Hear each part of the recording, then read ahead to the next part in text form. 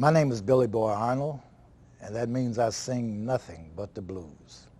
I'd like to talk to you about the blues harmonica, the history of the blues harmonica as it is known today, from the beginning to today.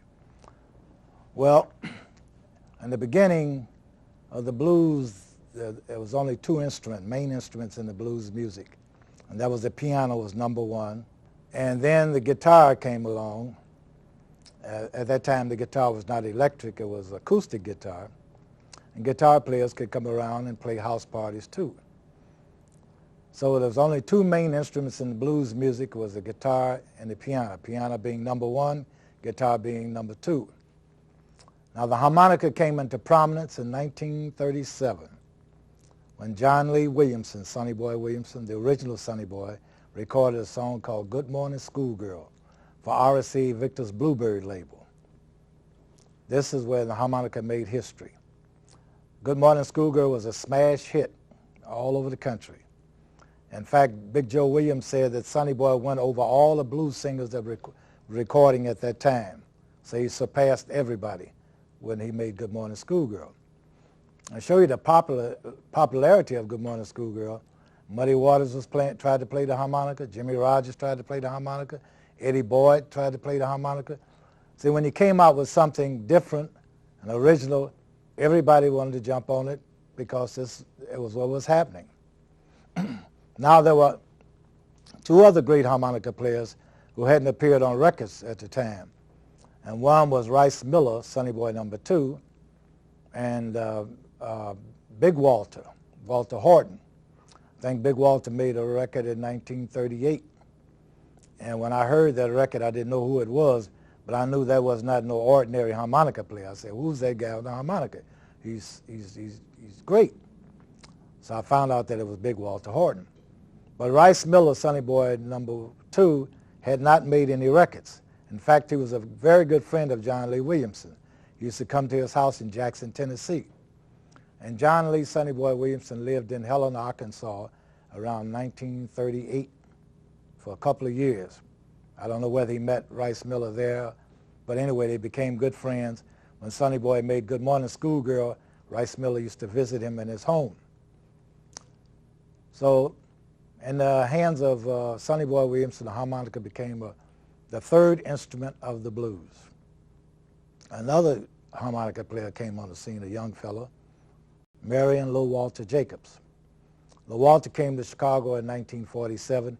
He did know Sonny Boy. He met Sonny Boy. And he said Sonny Boy used to tell him, you play too fast, you play too fast. But Walter was imitating Sonny Boy and was inspired by Sonny Boy, but he had his own little technique that he used in his playing. And it was in the hands of Lil Walter that the harmonica is its number two instrument in the blues today. Well, I heard blues records when I was about 6 or 7 years old. All the current blues then was mostly on the RCA Victor's Bluebird.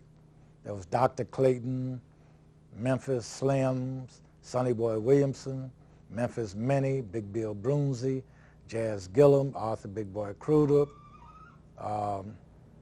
These were the main, Roosevelt Sykes. These were the great blues singers of the day. And their records were the current records of the black audience. And most black audience had stacks of 78 records. So I would hear blues records played when I was about, in 1941, I was 6 years old. And one particular record was by Sonny Boy Williamson. And I didn't know whether he's playing a harmonica or what he played. I liked his sound, his voice, and I liked the song. So I particularly liked Sonny Boy's Mattie Mae and Cold and Iceman blues. I went to a record shop and asked what did they have by Sonny Boy Williamson. And he had a current record out called Polly Put the Kettle On and Lacey Bell. So I bought that record. I went home and I practiced on it.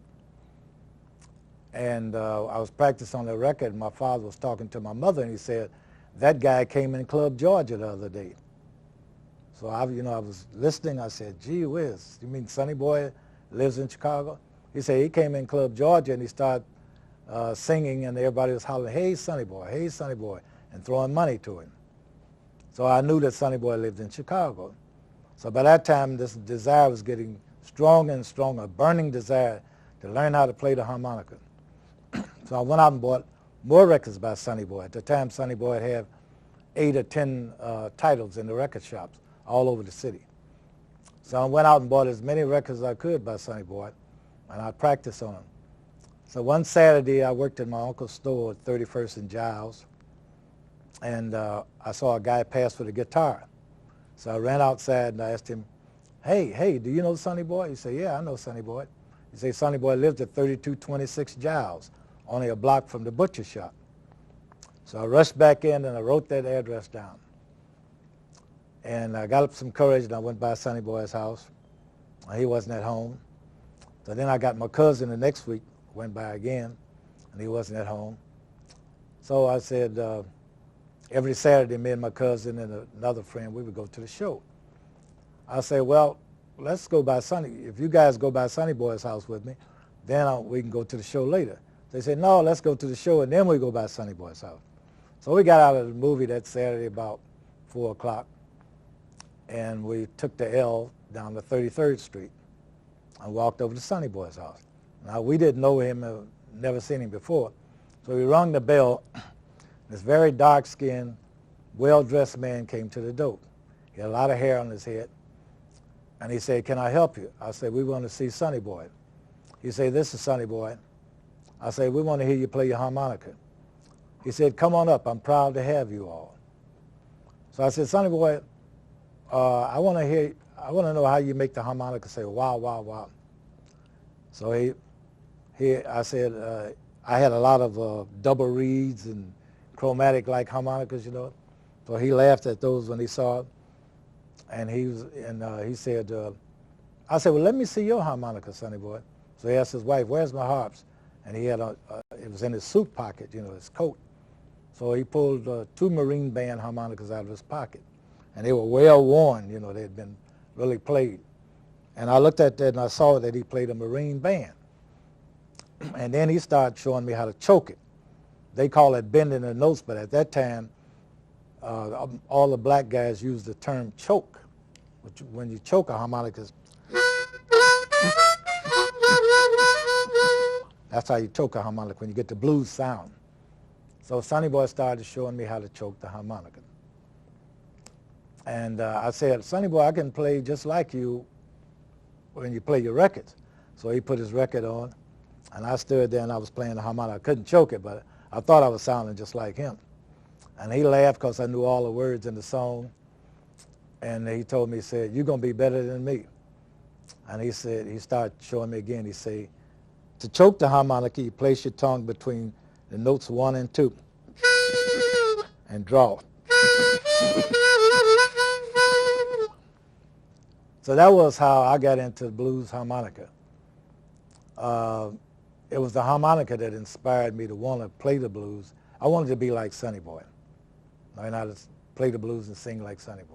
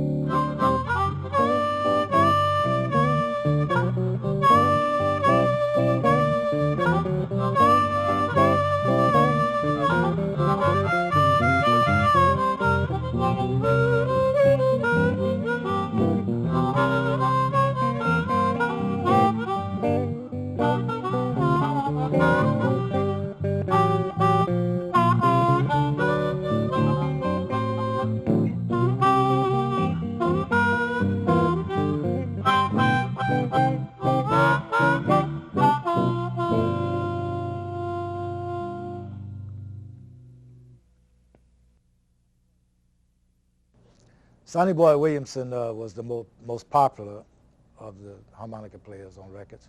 In fact, he was the first harmonica player that made the harmonica the lead instrument that it is today. And now I'll demonstrate some of Sonny Boy's intros and some of his endings. And then I'll show you how LaWalter changed in the span of just a few years. LaWalter changed his endings and his intros to a more, I don't want to say a moderate sound, but anyway, a style that fit his playing. Okay, Sonny Boy would start the harmonica a lot of times like this.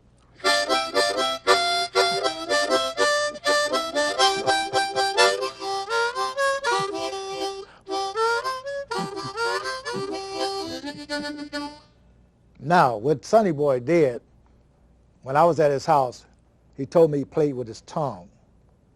The tongue blocking gets that ringing sound. You're taking your tongue, you're pressing it down on the harmonica. Your tongue is moving up and down on the harmonica. Gives that ringing sound. LaWalter also played with his tongue. And some people, you don't have to play with your tongue. Johnny Jones, the piano player, could play just like John Lee, but he played with his lips. And if you play with your lips, it'll sound like this.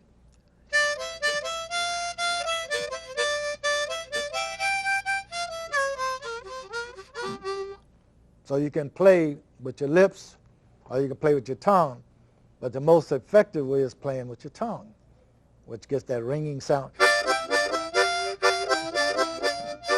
Okay. The Sonny Boy's songs would start like that. Sometimes he would start a song like this.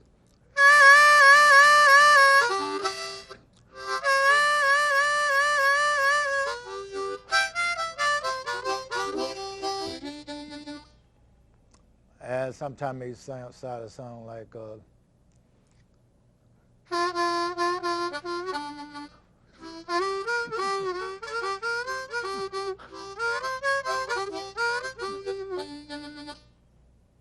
okay, that's some of Sonny Boy's intros. Now, if he was going to do a sort of up-tempo song, he would sound like this.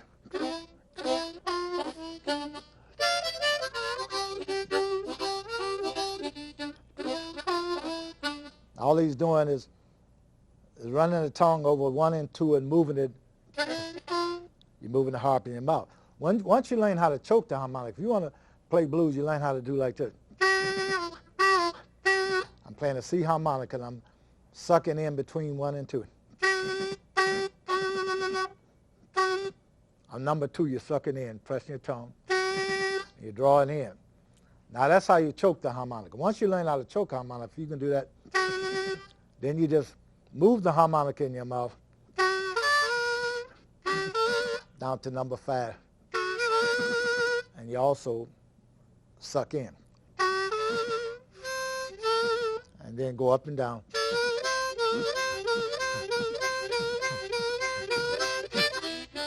And then just start to move on. If you fool around like that, you'll start getting blues sounds, and then you'll pick up on how to solo. Once you choke it, just keep fooling around between 1, 2, 3, 4, and 5, and just fool around and play around in there, and get a record like a lot of Sonny Boy's songs will start with a C harmonica, which will be for the guitar player in G, and just play along with the record. And if you keep doing that in a couple of weeks, you'll start making notes and sounds. And once you start making notes and sounds, you get bit by the bug like I did, and then you'll be on your way as a harmonica player. Okay. Sonny Boy's endings, his early endings on his records would go like this. When he'd say,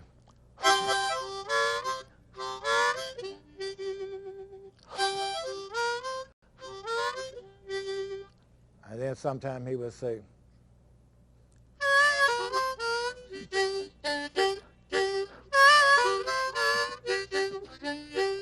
now all you're doing there is you're saying, you're starting on 5 and you're just moving the harp in your mouth. And you're moving back down between 1 and 2, 3, 4, and 5. Walter started playing Sonny Boy style, and he developed into his own style. And when Walter amplified harmonica came in the late 40s, because John Lee Sonny Boy Williamson was playing amplified harmonica in the clubs when he got killed. So Walter started playing, you know, around with harmonica. And one thing about playing amplified harmonica, if you're playing somebody's style, you will get a lot of other ideas by just playing through the amplifier. It's like the guitar player. If you're playing acoustic guitar, it sounds flat, kind of dull, and you'd have to be a T-Bone Walker, an innovator like T-Bone, to get something out of the guitar. But a lot of the guys, when they start playing amplified guitar, they start getting different sounds, and you turn the knobs, and you get all kind of pretty sounds, and eventually you know, develop a style. So Walter was playing with Muddy Waters, backing Muddy up, and he did a beautiful job. In fact, I would say that personally, this is my personal opinion, that Walter was 80% of the success of the Muddy Waters records that he made. If you subtract that harmonica from Muddy Waters records, you see what you get. Listen to Lou Della and That's All Right by Jimmy Rogers, and subtract that beautiful harmonica playing and see what you got.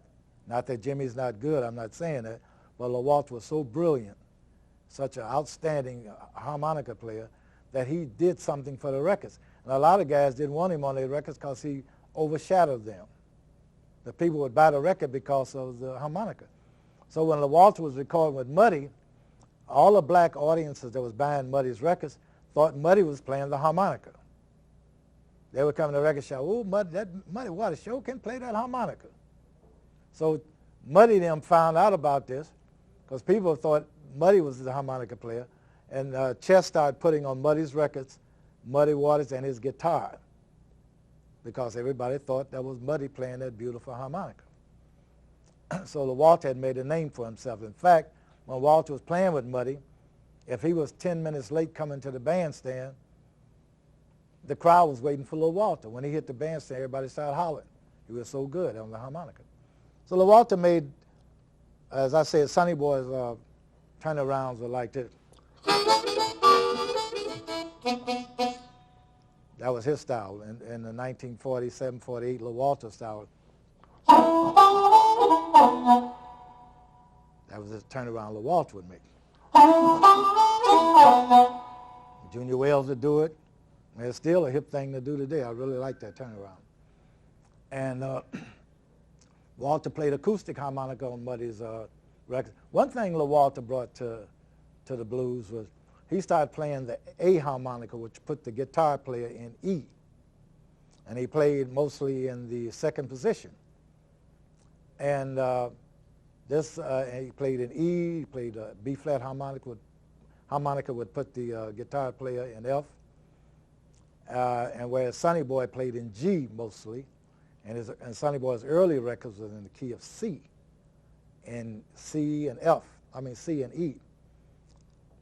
And Walter came up with well, he didn't come up with it. He had to play the A harmonica in order to back Muddy them, because everybody's playing in E natural. Most of the guys played the blues in E natural. Because the reason why they played in E natural is because they had to use a clamp on the guitar. If they didn't have the clamp on the guitar, they was lost. Earl Hooker would laugh at you if you put a clamp on your guitar. He'd laugh you off the stage, because he called that cheating. So Walter was back Muddy them to use a F harmonica, a B-flat harmonica, which put you in F. And when Walter played one record, his intros with Muddy, acoustics, he started playing acoustic harmonica on Muddy's early record.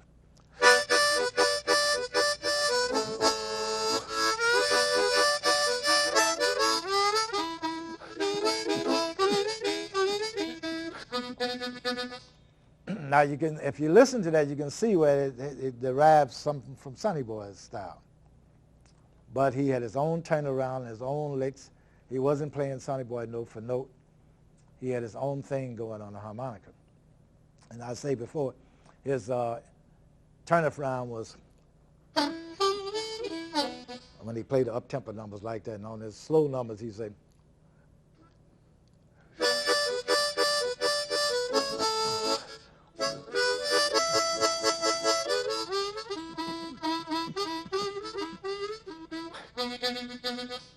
Okay, that was his turnarounds. And his endings, Sonny Boy's endings was like, and then Sonny Boy would sometime he would say, and LaWalter's endings on the harmonica would go.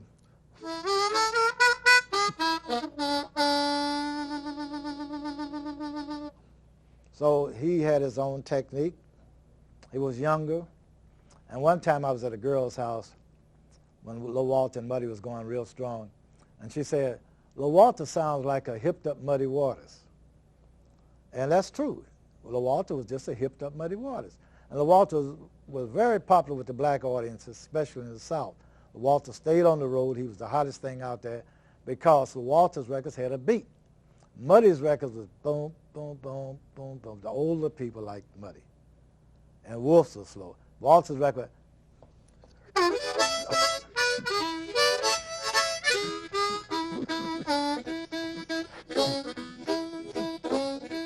So the younger people liked something with a beat that they could dance to. And LaWalter's songs had a beat to them. He had some beautiful harmonica licks and some beautiful intros and solos, and he was the man of the day. Okay, we talked about LaWalter's different changes and turnaround. I'd like to bring out that LaWalter's the one that made amplified harmonica popular, but he wasn't the first guy to use amplified harmonica. In fact, when I went to Sonny Boy Williamson's house, he was using amplified harmonica in the clubs at that time, but he didn't amplify his harmonica on records, because at that time in 1948, it was an acoustic sound on records, you know, piano playing through the studio mic. The only thing that had amplifier was Big Bill Broomsey on guitar, or Lacey on guitar. They used amplifier on the guitars. And at that time, well, in the club, Sonny Boy used, you know, the hand mic like this. And I saw a picture of him holding a mic the same way LaWalter did. But Snooky Price said that he was the first guy in Chicago to play amplified harmonica. Now, I was too young to be in the clubs because when I met Sonny Boy, I was only 12. But I knew Sonny Boy played amplified harmonica because I saw his amplifier and I saw his mic. He had a mic similar to this, and he was taking it to work with him. And I also called the club and heard him playing amplified harmonica. You know, while he was on bandstand, I heard the music in the background. So LaWalter was the one that made the amplified harmonica popular. Now, when you recorded acoustic on the harmonica, you stood in front of the mic and you made the demonstrations with your hands to get the sound effect, like the wow wow sound. And LaWalter also recorded acoustically too with Muddy, if you can listen to some of the records he made with Muddy. But when you play the harmonica with the mic, you get that big whooping saxophone-like sound.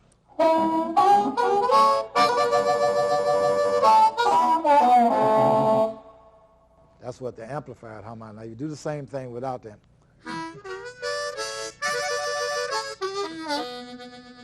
It sounds more harmonica acoustically, but when you put it on the microphone, you get sounds like a sax, or sometimes Walter would play the harmonica. People didn't know what is he playing. They didn't know what the guy was doing because he's making sounds like an organ. Sometimes he'd make sounds like a horn, or they didn't know what it was.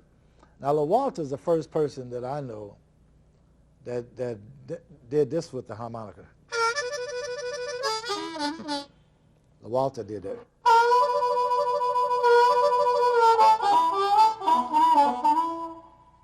I never seen any other harmonica do that. With somebody might have did it before LaWalter. Maybe Sonny Boy or Snooky did it, but I know LaWalter did it, and so I can only give him credit for, you know, the first person I saw do that. You just hold a harmonica in your mouth.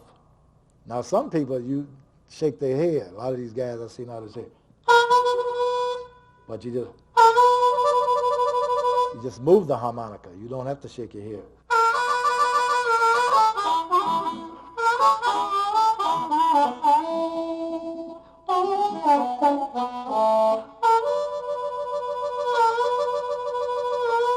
Walter could do that and make it sound like an organ almost, you know. So that was some of the techniques that he brought to the harmonica. And he's the first guy that I saw use the chromatic in blues. In fact, you can take a chromatic harmonica, and I can play, if I knew how to play the sharps and flats, I can play anything James played on the guitar, I could play that on the harmonica, because that's the way the chromatic harmonica is built. Anything you can play on the piano or the guitar, you can play on the chromatic harmonica, if you know sharps and flats. But most blues players don't know the sharps and flats, so they just blow the chromatic like you blow the marine band. And you don't, one thing, the difference in playing the chromatic and marine band, you draw in, that's how you choke it, and then you blow. You draw in and you blow out. On the chromatic, you do not choke it. You don't draw in. You just blow it. You use tongue. You can use the tongue effect, which Kerry Bell was one of the great harmonica players. One of the guys that I hold in the highest self-esteem as the greatest. He's one of the guys that really perfected a lot of great stuff on the chromatic. But Lil Walter was the first guy that plays the chromatic on records and in the clubs. So when Lil Walter would play, whatever he would do, all the harmonica players would jump in there. If he had a certain note, Lil Walter stopped using these type of mics in the 50s. He used a little pencil mic. Everybody went to the pencil mic. Whatever Lil Walter would do, everybody would do, because he was the man. And he played the chromatic, so everybody, all the harmonica players went out and bought chromatics. And you play the blues on a chromatic, Walter sounds something like this.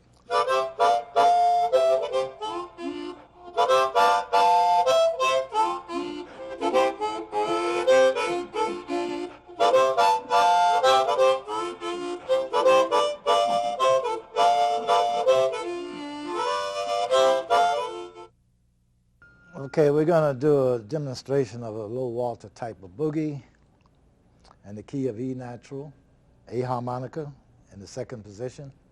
Put the guitar and the bass in the key of E. 1, 2, 1, 2.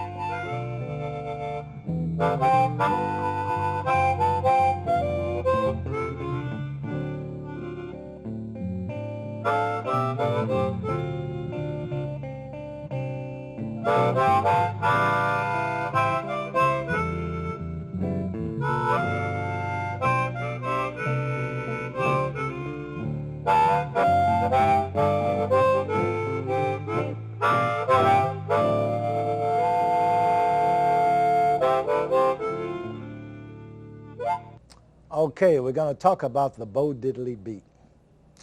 Bo Diddley was a guy that could take one or two notes and create almost anything from it.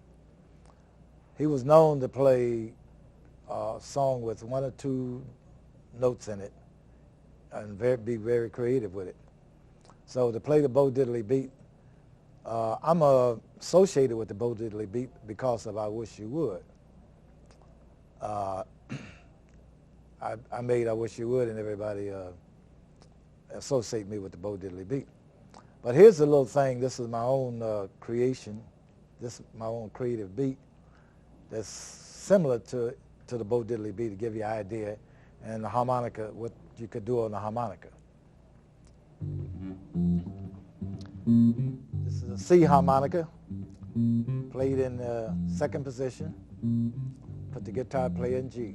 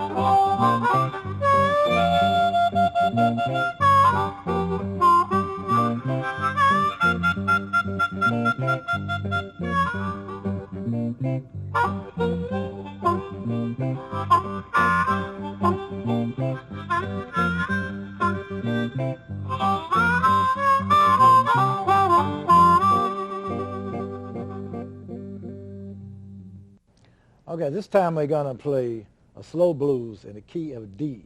The guitar player or the piano player would be in the key of D. We're using a C harmonica. We're playing in the third position. And most blues songs starts on the 5. That means the third position, the third change.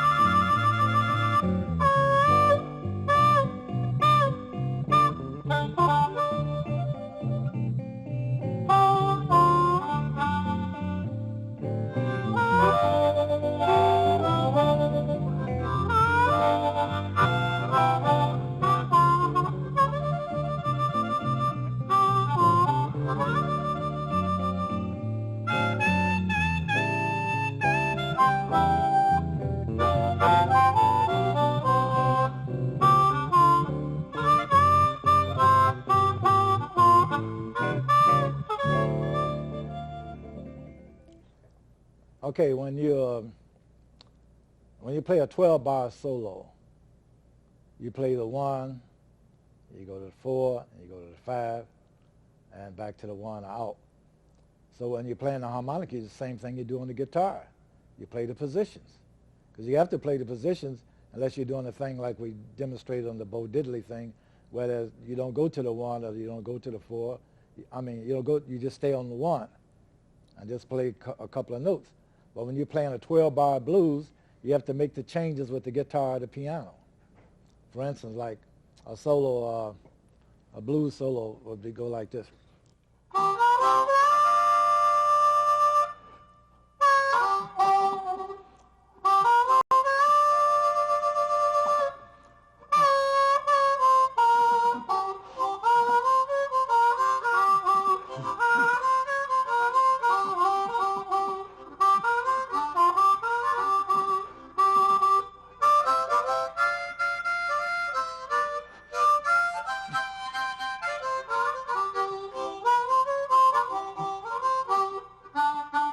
Okay, when I went to, that's the 5. And I go back to the 4 to the 1. So when you're playing a solo or you're playing background, you make the same changes of the guitar. You have to make the same changes, otherwise you won't be playing together.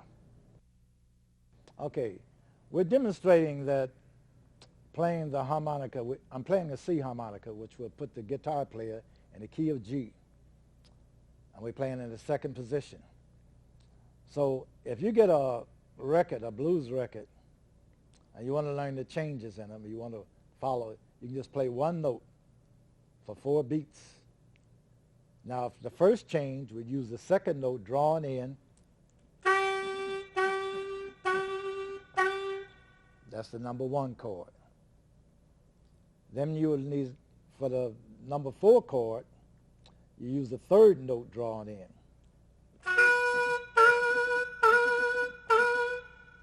And for the number 5 chord, you use the number 5 note drawn in.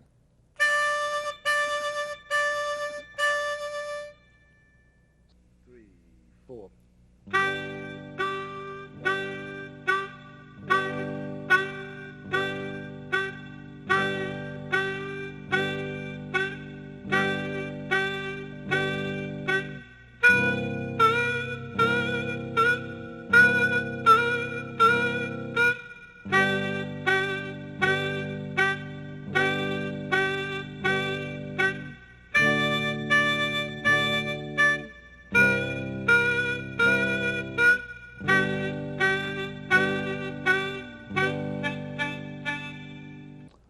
Okay, so far we talked about 12-bar blues.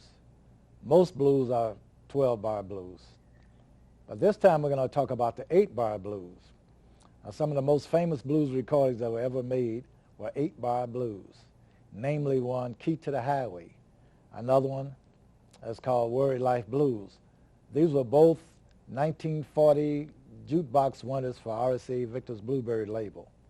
So we're going to demonstrate how an 8-bar blues goes. We're going to play something similar to Key to the Highway. I have an A harmonica. We will put the guitar player and the piano player in the key of E. I'm playing this in the second position, an A harmonica. So I start on the number 2 note for 4 beats. Then I go to the number 5 note for 4 beats. Then I go to the number 3 note for 8 beats.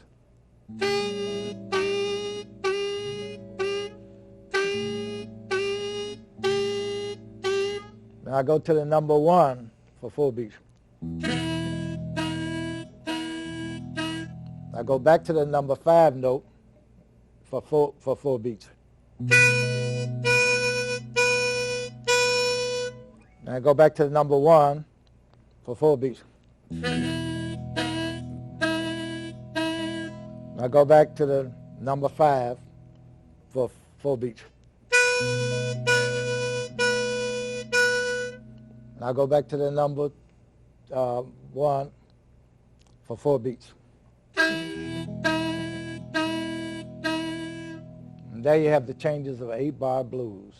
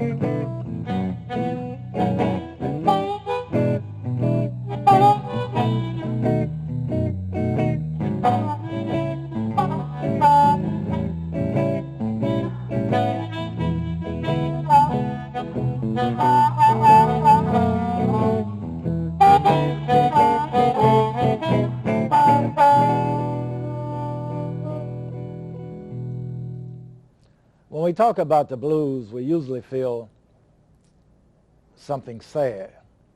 And I think the reason why blues is universal is because every human being, somebody asked me one time about the blues, and I said, it's a people's music. If you're human, at one time or another, you're going to have the blues. It could be a little kid getting an F in school. He has the blues. A man getting laid off from his job, he has the blues. A woman's boyfriend who jilted her, she has the blues. So the blues is universal. And it's usually, when we say we have the blues, you know, it's like a rainy day, you look out the window, you feel so sad, you feel pain. Well, the minor blues, I want to talk about the minor blues right now. The minor blues is played in a very sad tone. If you listen to Bobby Blue Bland, a lot of his songs are did in minor keys, and that's why they're so successful. Of course, he's the greatest singer of all, but it's really sad and mournful and painful. So I want to demonstrate how minor blues would go, and you'll hear the sadness. It has a real moaning, lingering sadness to it. I'm going to play this with a chromatic harmonica in the key of D.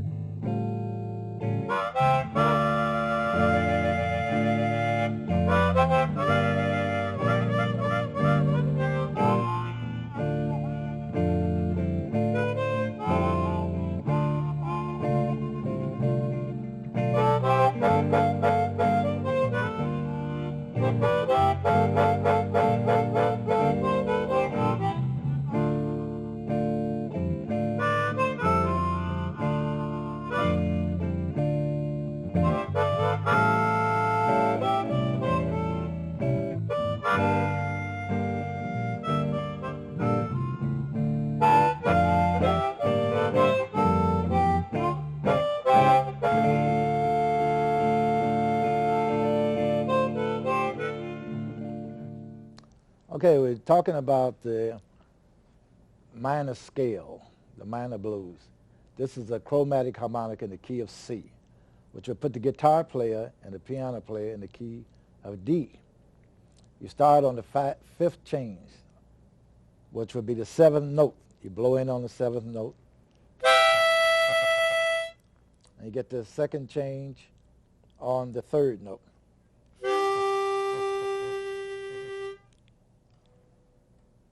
So to demonstrate how that would go if you play it, you play between the sixth and seventh note. You slightly move your mouth to one side. The harp to one side. You're blowing in and out.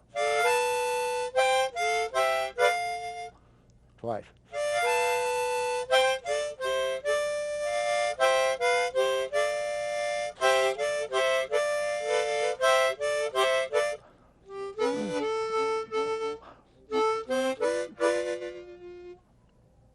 Okay, right now we're going to do an up-tempo blues jam, and it's in the key of G with a C harmonica. Put the guitar player in the key of G. What we're going to do is me and James going to sort of trade licks and chase each other and try to top each other, blow each other down. All right, let's go. 1, 2, 1, 2, 3, 4.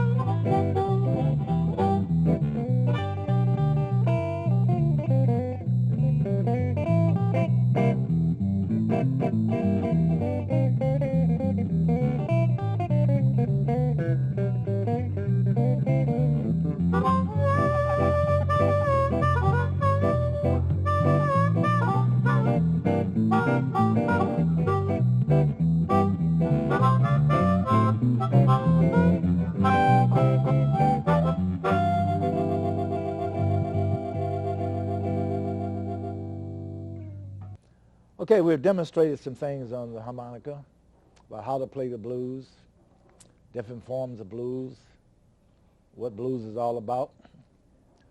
One thing that's unique about the harmonica is that it's such a humble instrument, and some people have taken it and did wonders with it, like the two Sonny Boy Williamsons and the two Walters, Big Walter and Little Walter. Those are the four giants of the blues. And we have a lot of up-and-coming giants and a lot of giants out there today. Sugar Blues, the Charlie Parker, the harmonica. Carrie Bill's by far the best blues combination harmonica player out there.